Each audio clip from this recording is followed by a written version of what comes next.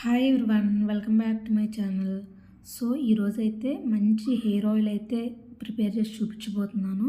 So దీన్ని వాడితే hair అయితే సిల్కీగా ఉంటుంది అనమాట. చూసారా నా హెయిర్ అయితే ఎంత సిల్కీగా ఉందో.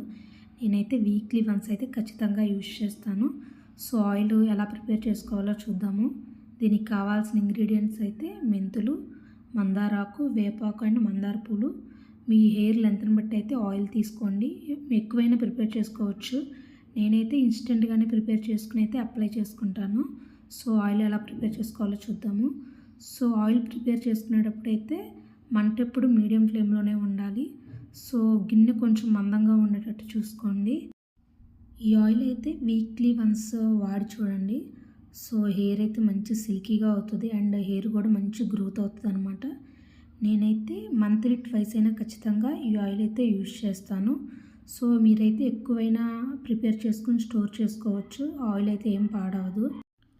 తలకు ఆయిల్ పెట్టుకున్న తర్వాత అట్లీస్ట్ ఒక్క నైట్ అయినా ఆయిల్తో ఉండండి. సో నెక్స్ట్ డే మార్నింగ్ అయితే హెయిర్ వాష్ చేయండి. సో అప్పుడైతే మీ హెయిర్ హెల్తీగా అండ్ సిల్కీగా ఉంటుంది అనమాట. మంచి షైన్గా కూడా ఉంటుంది. ఆయిల్ అప్లై చేసిన తర్వాత 2 అవర్స్ తర్వాత హెయిర్ వాష్ చేస్తే నాకైతే అంతగా రిజల్ట్ అయితే కనిపించలేదు.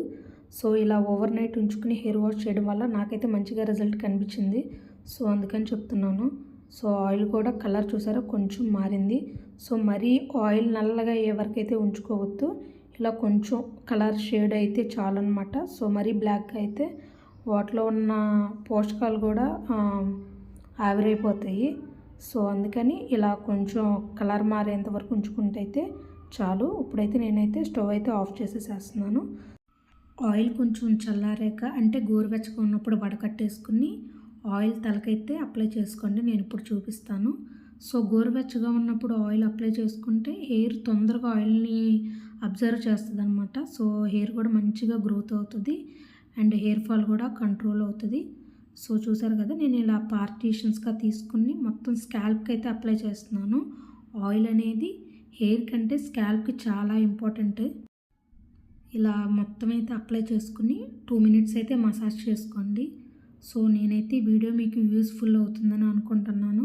మీరు వీడియో చూస్తున్నారు కానీ లైక్ చేసి సబ్స్క్రైబ్ చేయడం లేదు.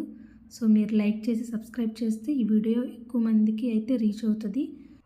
మీకు ఏమైనా డౌట్స్ ఉంటే కామెంట్ చేయండి, ఖచ్చితంగా రిప్లై అయితే ఇస్తాను. సో ఆయిల్ అయితే నేను మొత్తం హెయిర్కి అయితే అప్లై చేశాను. ఇలా మంత్లీ ట్వైస్ యూజ్ చేయడం వల్ల హెయిర్ ఫాల్ కంట్రోల్ అవుతుంది అండ్ హెయిర్ మంచి సిల్కీగా అవుతుంది అన్నమాట. సో మీకు కానీ వీడియో నచ్చినట్లయితే please like, share and subscribe to my channel. And next వీడియోలో కలుద్దాము. Take care.